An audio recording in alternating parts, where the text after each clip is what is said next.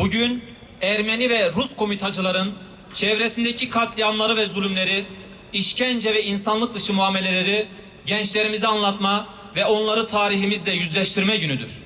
Bugün emperyalizmin dize geldiği, işgalcilerin bozgunu uğratıldığı, bağımsızlık ve özgürlüğün destanlaştığı bir gündür.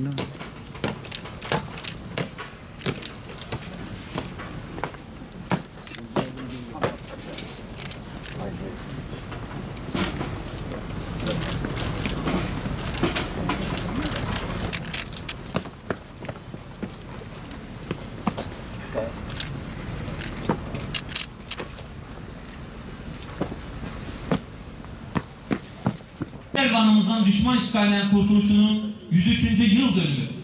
Şairin ifadesiyle İsa'dan eskidir bilinmez taşı, büyük çile çekmiş vefalı başı.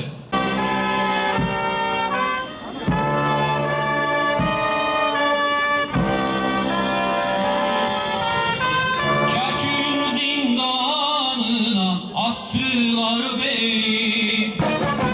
Kerkün zindanına attılar beni. Mazlumlar sürüsüne kattılar beni. Kattılar beni.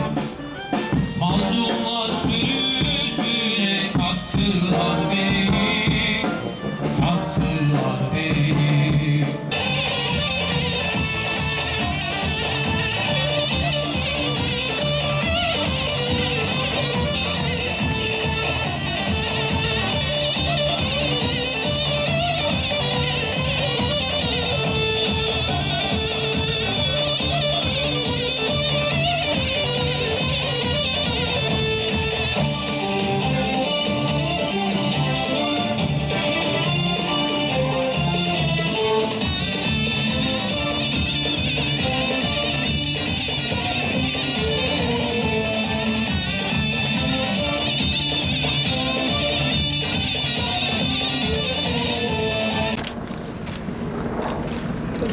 Saat değil.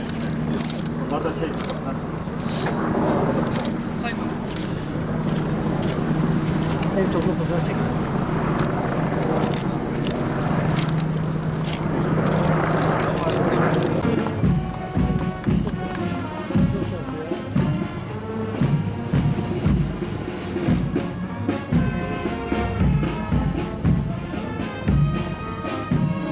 Savaş bizi karlı dağ...